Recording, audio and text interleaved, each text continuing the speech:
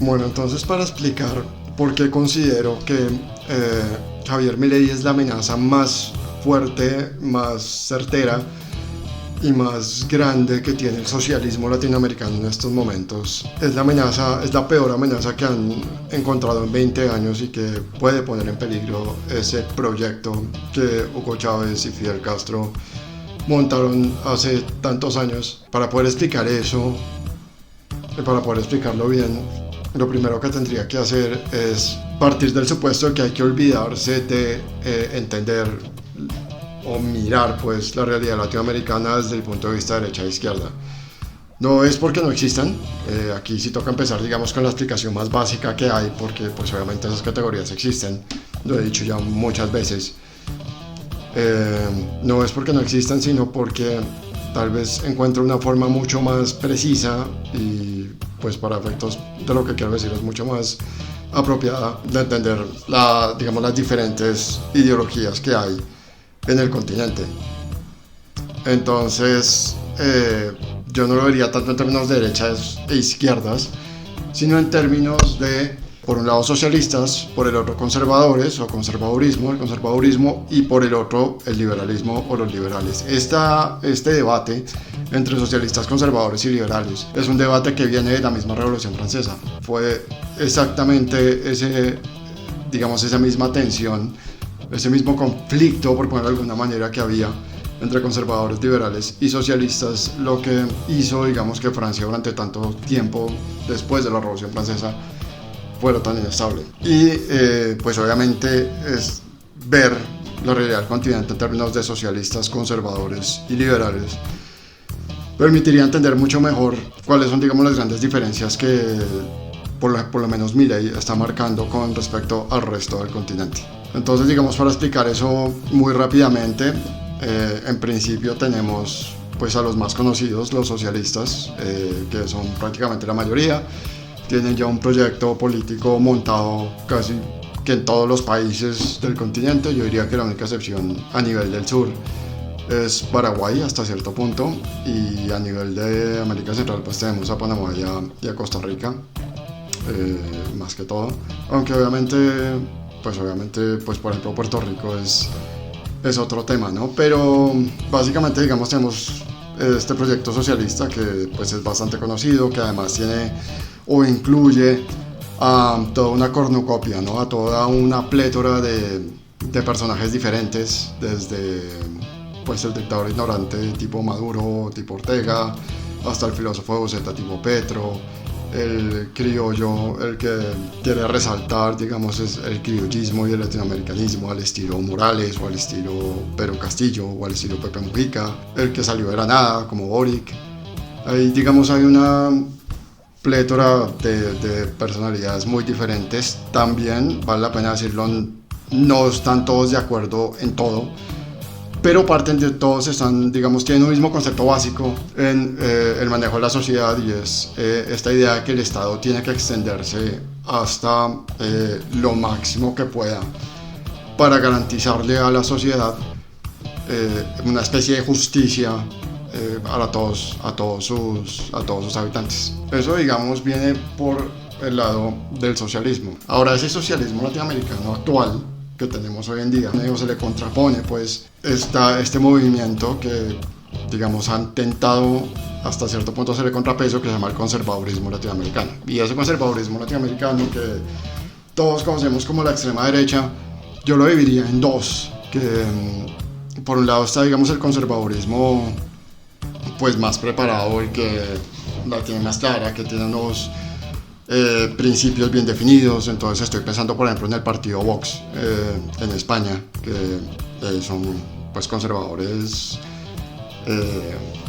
por lo que uno puede escuchar, por ejemplo, de Abascal. Son conservadores que pues la tienen más o menos claro el conservatismo o el conservadurismo pues que esperan para el país. Tenemos ese tipo de conservadurismo. Por ejemplo, un tipo como Ron DeSantis está ahí en la raya, que es un conservadurismo, por ejemplo, que eso también lo comparten todos.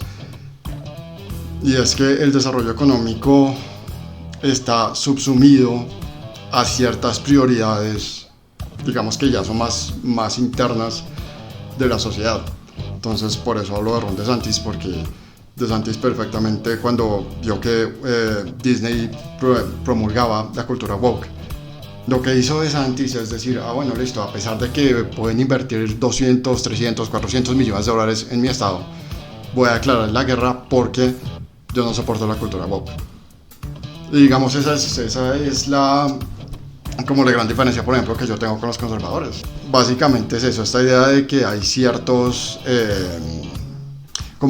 principios que están por encima del desarrollo económico. Entonces, si superar la pobreza implica, qué sé yo, aceptar la existencia de una comunidad LGTBI, probablemente el conservatismo dirá, sigamos con la pobreza. Solo como por poner un ejemplo así como muy visible de cómo es el conservadurismo clásico latinoamericano. Ahora, hay otro tipo de conservadurismo que pues es como el numerito cómico aquí, que es lo que yo llamo el conservadurismo iletrado, que es un conservadurismo que, digamos, ni siquiera ellos mismos saben que están defendiendo. Entonces voy a poner dos ejemplos muy claros de pues supuestos conservadores o de otra derecha que realmente no saben ni dónde están parados.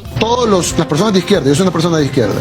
El único socialismo que le ha hecho bien a la humanidad es el de la ley 100. Digamos que lo más chistoso de pues, este asunto es que hay muchos de los seguidores de estos tipos, bodegueros y demás, que tienen la osadía, la valentía, son lo suficientemente temerarios como para tratar de comunistas, izquierdistas, socialistas, a gente que es incluso hasta más antisocialista que ellos. Pero pues como se ha dispersado pues la idea de que estos son como los grandes hombres de la ultraderecha, a pesar de que no deberían serlo, pues entonces así es como se comportan. Digamos que eso a grandes rasgos es el conservatismo, el conservadurismo latinoamericano. Solo resta decir una cosa, y es que este conservadurismo, a pesar de llamarse a sí mismo como de cierta manera el guardián del socialismo, ha convivido de una manera más bien pacífica, por ponerlo de alguna manera, porque entre ellas siempre la convivencia pacífica, pero digamos que ha convivido sin mayores cambios con el socialismo, de tal manera que llámese Guillermo Lasso, llámese Jair Bolsonaro, llámese Lacalle Pou, o llámese cualquier otro presidente conservador que tenemos en estos momentos o que hemos tenido recientemente, son presidentes que llegan sin hacer grandes cambios a ese sistema social, a ese modelo de Estado socialdemócrata que la izquierda impuso. Y entonces eso, de cierta manera, ha permitido esa convivencia más o menos tranquila, por ponerlo de alguna manera, más o menos inmodificada entre derecha e izquierda, en donde entonces tenemos por un periodo gobernar la izquierda, gobernan mal como siempre lo hacen, vuelve y sube la derecha no hace la gestión que se estaba esperando y entonces al siguiente periodo vuelve y sube la izquierda, y así nos mantenemos en un círculo vicioso. También es fácil explicar eso por el hecho de que, en vistas de que el conservadurismo tiene ciertas prioridades por encima, por ejemplo, del desarrollo económico, de la solución de problemas como la pobreza, manejar esas prioridades permite mantener, digamos, ese equilibrio. Entonces uno pensaría que hay como una especie de acuerdo tácito entre socialistas y conservadores, en el sentido de que al conservador, si usted no le toca sus privilegios, si usted no le toca, digamos, todas las ventajas que tiene, el conservador no tiene problema.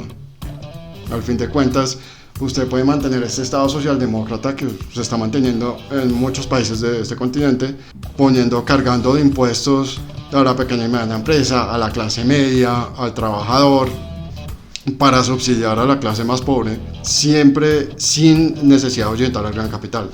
Esa es como la lógica que están siguiendo hoy muchos de esos estados socialdemócratas que estamos viendo en el continente. Y claro, o sea, el conservadurismo siempre y cuando una vez más no le toquen los privilegios, pueda mantener su monopolio rentístico, pueda seguir yendo a misa, pueda seguir haciendo todas las cosas que el conservadurismo generalmente hace, y no tiene problema con ese sistema económico. Digamos, el caso más patente, que es obviamente el que conozco mejor, que es el de mi país, el de acá de Colombia, pues es clarísimo. En 2002 a la extrema derecha colombiana, al conservadurismo colombiano, le propusieron un Estado socialdemócrata a cambio de que pudieran volver a las fincas. Y ese trade-off es lo que ha llevado a que después de 20 años la extrema derecha colombiana sea socialdemócrata. Digamos, esa convivencia se ha dado de una manera muy pacífica hasta que llega Milei, porque ya he hablado de socialistas, he hablado de conservadores, ahora llegó el momento de decir, de hablar de los que son los liberales. Que los liberales son diferentes de los conservadores, son diferentes de los socialistas. Digamos que los socialistas habían de manera muy exitosa, habían logrado al dividir como la política de un país entre derecha e izquierda. Lo que los socialistas muchas veces habían hecho era hacer que liberales y conservadores quedaran metidos dentro del concepto de derecha, y como eran todos derecha, entonces prácticamente eran todos iguales, y liberales y conservadores no son iguales. Tienen muchas cosas, hay muchos temas en los que son completamente diferentes.